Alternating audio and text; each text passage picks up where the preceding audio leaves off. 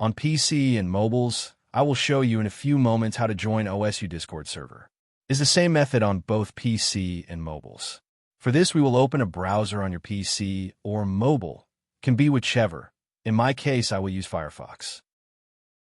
Now click on the URL bar and type this URL to be able to join this Discord server.